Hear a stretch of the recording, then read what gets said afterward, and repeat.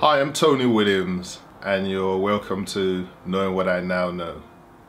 Now, as always, I'll be failing in doing the right thing if I start this post without giving a big shout out to every single person out there who in one way or another engaged or interacted with my previous post and any of the posts or materials that I've put out there. I always say the kind action that you do with your mouse or your keyboard by liking, posting, sharing, commenting, or even for those who call me or talk to me on a one-on-one basis, I always say those actions are like fuel to my tank. You would not begin to believe how far they go in encouraging me to keep on doing what I'm doing. So I want to say a big heartfelt thank you to you guys. Don't stop doing what you're doing, because it's the only sort of reward I get sometimes for doing what I do. So thank you very much, greatly appreciated. And it's also a good place, as I always like to say, if perchance you are seeing me for the very first time on your screens, to ask you to subscribe to my materials. You know, I'm very social. You could sort of, you know, follow me on Facebook, on Twitter, on Instagram. You could subscribe to my YouTube channel. You could sign up for the newsletter on my websites. You know, the major aim is that when material does go out, so that you get prompted first. You know, as I say, I always intend on putting these posts out every Friday, but sometimes they come in late, sometimes I miss a Friday or two. But obviously, if you're signed up or you follow me on any of these platforms, you get prompted when any of those materials come out. And then again, if it's the first time that you're seeing me, and perchance, you know, after listening to this post, you do feel that it blesses you in any way, not even the whole post, even if it's just a portion of it, because I always say the posts or the materials cannot be for every single person. It's got to be for one person, or part of it could be for one person. Part of it could challenge you or get you thinking, you know, or, you know, just transform you. So, and you want more of that material, because where this came from, there's definitely a lot more to come, or a lot more that's already been in the archives of my posts. And if you know, follow me or subscribe, you could easily be notified when any of these materials come out, and it will be beneficial to you and also beneficial to me, and hopefully we could both grow together. So that's that. Thank you very much. So having said that, let's dive right into it. Now, a couple of weeks ago, I started a post which I called "How to Stop Using Our Pigeon Brain," and I, you know, gave a whole scenario of what happened in that post. You could always check, you know, my backlog of posts to see that if you haven't sort of heard that post before. And then last week I gave a post on how to use our brain, you know, how we use our brain, how we think, you know, how we think differently from you know, the pigeons as human beings. You know, what tools we have that our creator has empowered us with to enable us to think differently as just as human beings and intelligently. And I sort of gave a whole analogy on that. You know, I brought out my whiteboard. You know, I did a little scribble as best as I could, but I hope, you know, someone got the message. But what that post has done, it's literally opened up a can of worms. What worms? Is that the right word? Worms. Yeah, it's opened up a can of worms for other areas that needs to be addressed. Because I like to think I'm a practical person, and you know, I don't like doing things halfway. And if I'm doing something and I see that there's a diversion that it takes, I might not necessarily turn on that diversion, but I'll pay attention to that diversion, hopefully to explore it, if not at that point, at a later date. So what this post has done, from bringing in those two ones that I previously mentioned, it's opened up another door in which I thought, okay, so if, you know, we don't want to think like a pigeon, and we have a brain, and, you know, those are the layers in which our mind operates to get to our brain.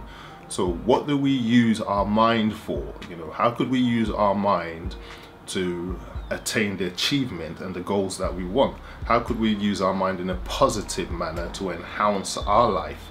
How could we use our mind to change the the current situation that we're in?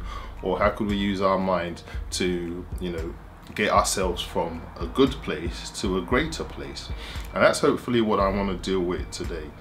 And so in that respect, I would define today's post as, or I will call today's post, I should say, as the definiteness of purpose. You know, we use our mind to get our brain to transmit signals to our body on what we want to do. So if we can't, you know, okay, so check this. We have a brain as living beings, but a dead person has a brain. You know, and someone who's incapable of using the whole functions of their body also has a brain. So basically, we can't just use our brain without our brain tapping that knowledge or that power of thought from a different source, which is the layers of the mind, the conscious and the subconscious mind, which I spoke, and obviously the infinite intelligence, which I spoke about last week. You could also revisit that post. So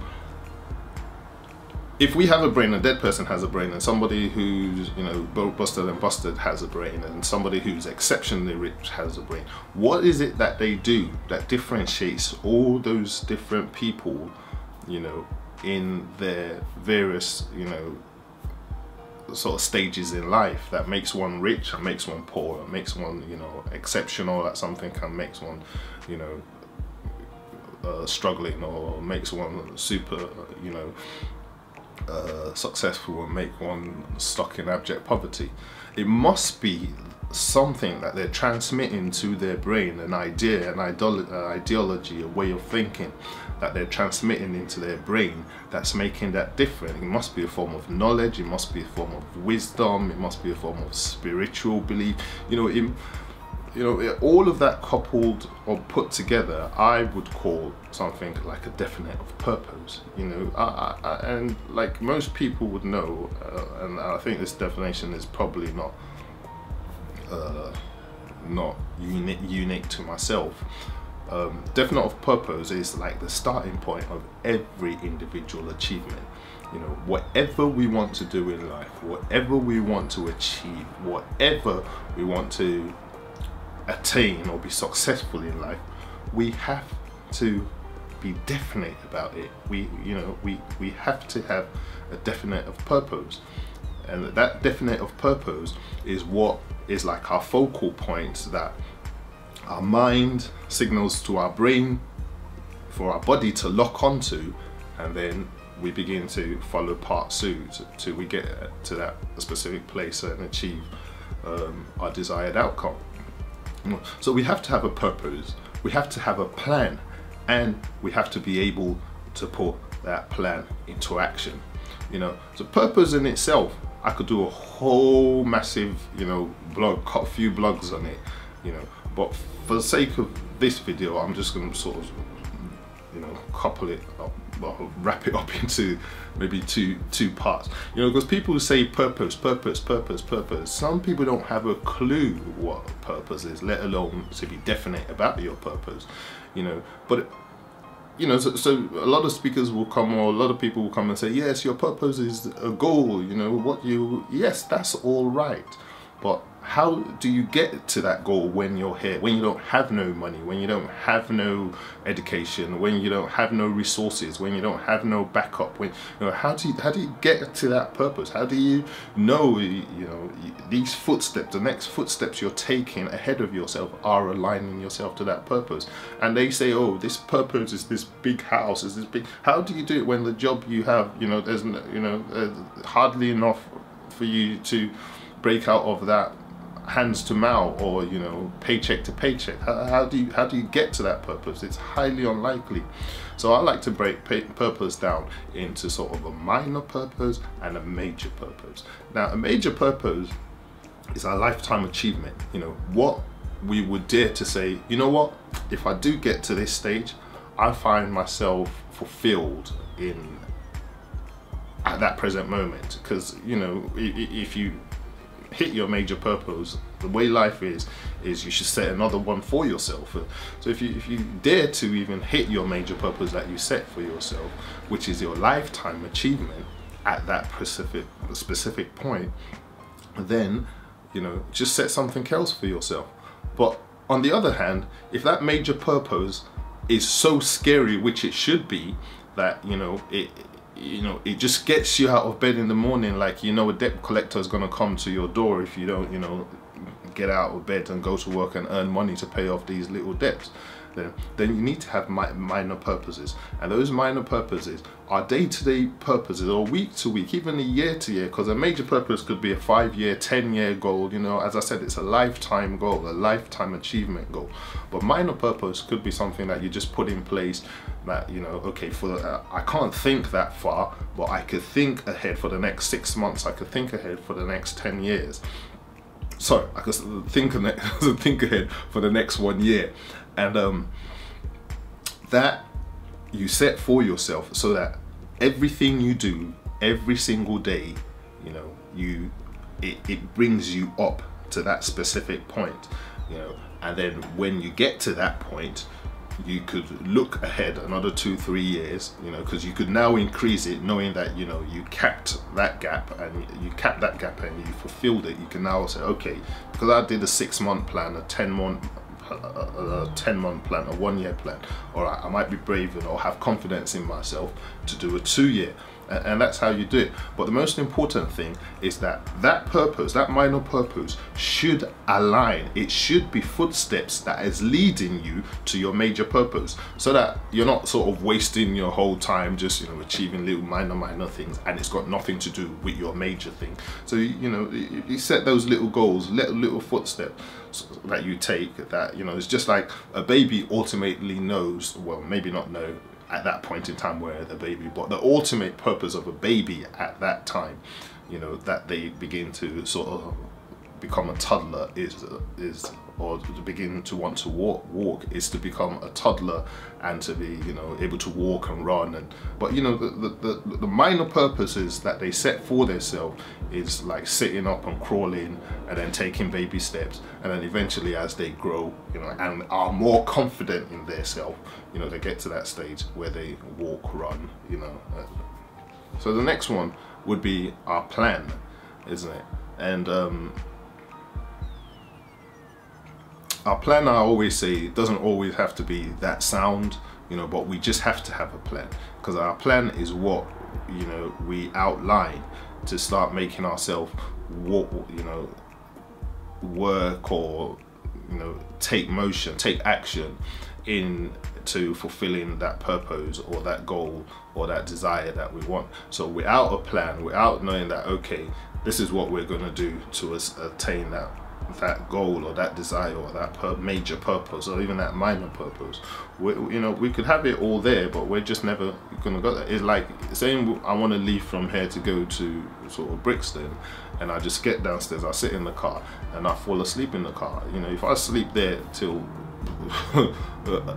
tomorrow morning, I'll still be at the same place. You know, the plan would be to set my, you know, if I don't know the route, to get in the car, set my navigation, you know, start the car engine, you know, do all the necessary checks, reverse up and start the motion, you know, and hopefully think to myself, look, if there's diversions on this road, you know, my plan could change. So our plans have to be flexible. So I could look in the navigation and start walking or working.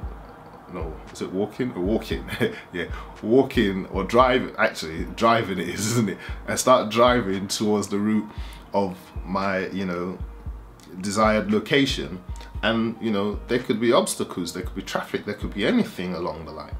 And then my plan has to change, you know. So I've got to be flexible. My plan can't be that rigid. And in doing all of that, that means I'm taking action towards getting to my desired location. So that's what I meant. Like, you have to have a purpose, you have to have a plan, and then you have to take the, you know, corresponding actions in order to attain that. So some of the other elements that attach itself to definiteness of purpose are, there's quite a number of them, but I'm going to try and touch on a few today. And one of the most important ones to me is the motive why you set your purpose, the motive why I set my purpose. You know, for anything we want to do in life, we have to have a motive. What's the motive is the question that most people would ask us when we lay our plans to them. Why do you want to do it? You know, or what are you gaining from it? What are you going to gain from it? That's just basically what the question is. What is the motive?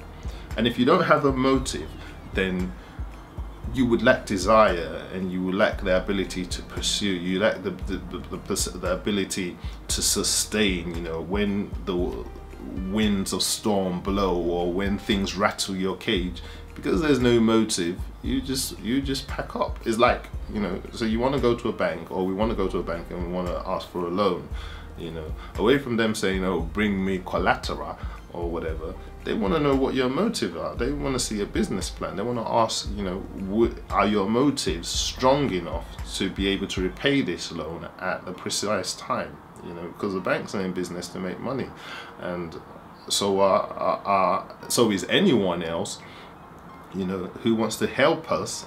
Incidentally, we have to also know that, you know, in order to reach our purpose, we do need to build relationships, and in those relationships, people want to know what your motive is. Whether it's your family, whether it's your friend, they have to be able to buy into that purpose, and they only buy into that purpose through knowing that, okay, the motives are right, you know. And even on the other hand, if it's, you know, if it's something dodgy we're doing, you know, whoever's still going to join in to aid you wants to buy into that motive. He wants to know, I'm going to make money from this. He wants to know, you know, I could, you know, this little way in.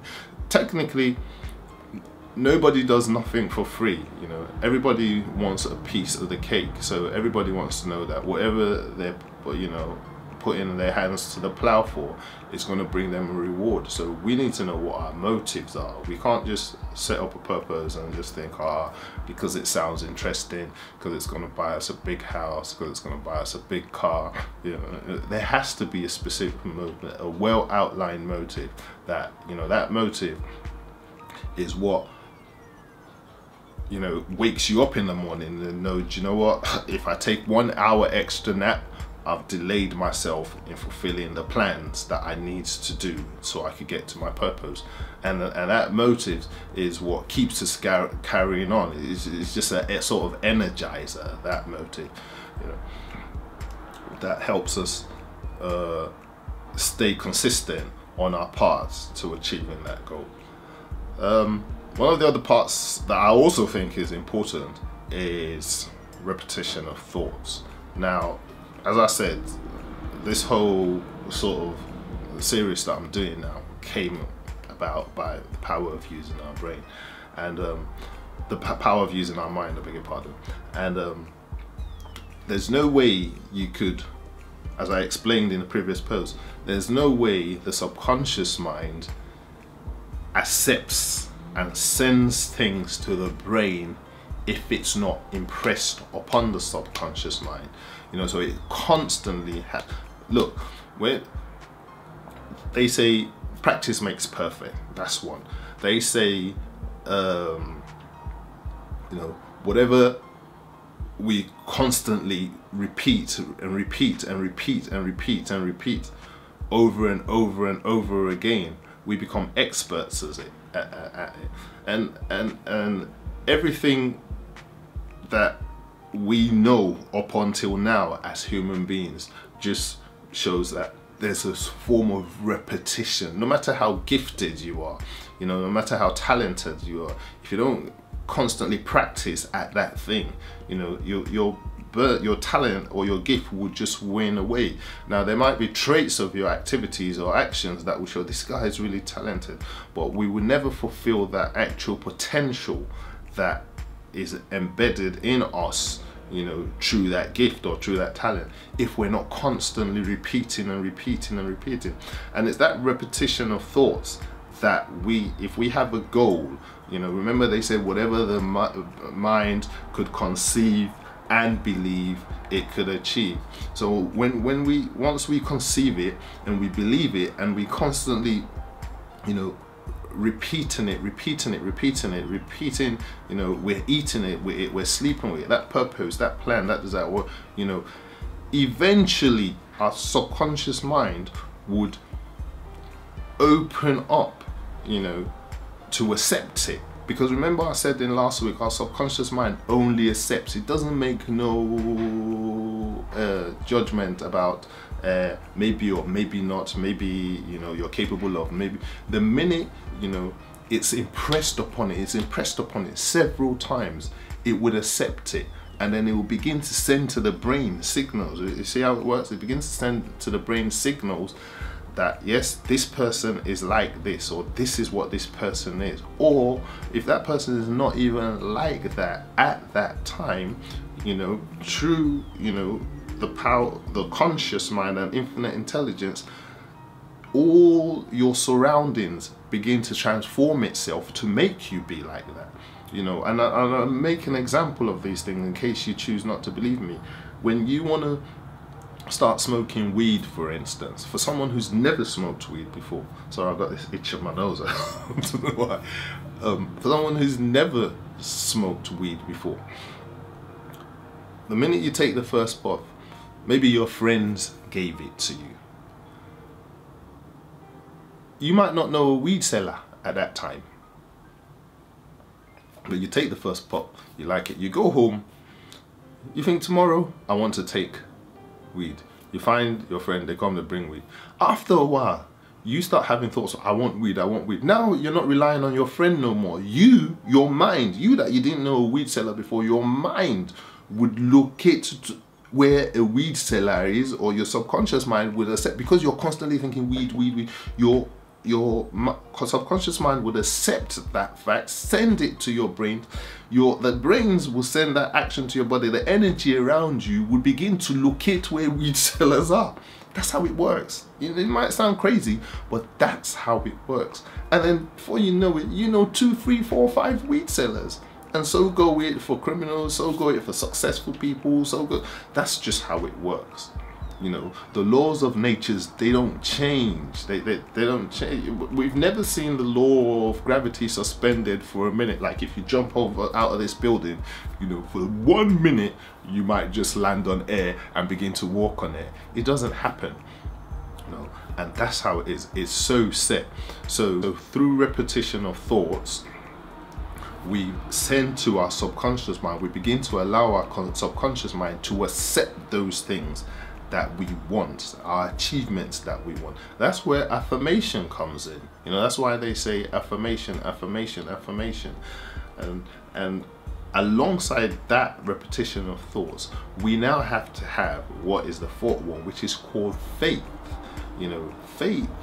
Because if you're affirming all these things to yourself, and you're affirming this, and you're repeating these thoughts to yourself, and you're waking up and you're eating it and you're sleeping it, you're thinking it, you're rotating it in your brain, and you don't have faith, it says, even the scripture says, faith without works, or faith without deeds, is dead. You've got to have faith. And faith in itself, I could do a whole new blog on that, 5, 6 blogs on that, or vlogs on that. But for purpose of this one, I like to just, you know, I think the biblical definition is faith is a substance. It's an evidence of that thing not seen but hoped for. You know, so it's not seen, but it's hoped and it's desired for, and it's a substance. That means, you know, water is a substance. A stone, if I'm correct, is not a substance. A substance is something, you know, that it's quite soft. You know, so it's actually calling fate an element of something that, you know, we could have, or we could imaginarily see, though we can't see it, you know. So we could see water, but, you know, this fate, although we can't see it, it's saying it's a substance, so it's a physical thing. We have to have it. People don't just have faith from heaven. You develop a level of faith, and to develop that level of faith, you've got to start. You have that purpose, so this is how it works. You have the purpose, you have the plan, you put the plan in action, and then you have the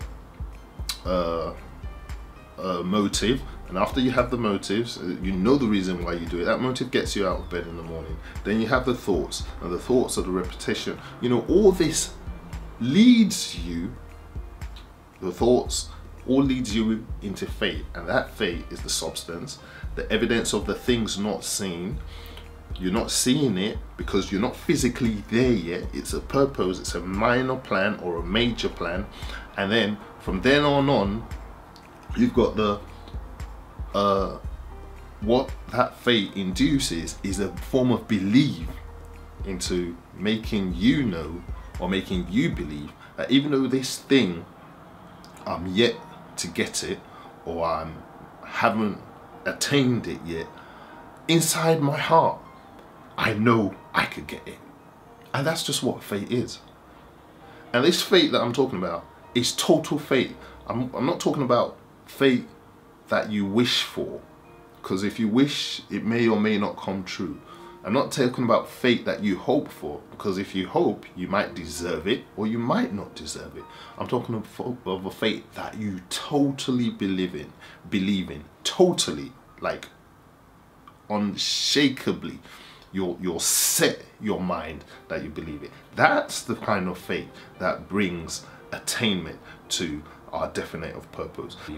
It's that kind of faith that would make someone feel 4, 5, 6, 7, 10 times and still get up and keep on going because he believes in it. You know, it's a substance.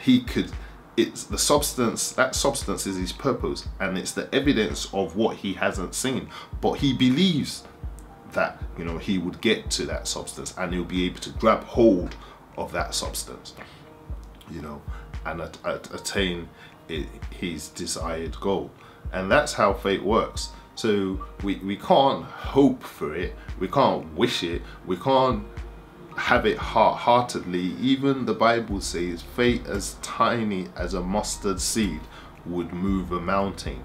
But you know, if you look at how tiny a mustard seed is, if that faith, if you have the totality of that faith, not a wavering faith, if you have the totality of that faith, you know, you could achieve the greatest things that is unheard of even on planet Earth.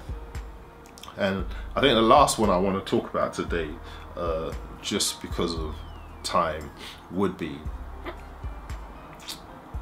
our subconscious mind. Now, I did a whole post on our subconscious mind last week, but our subconscious mind, we've got to always make sure that we impress our purpose, our major purpose or our minor purpose upon it.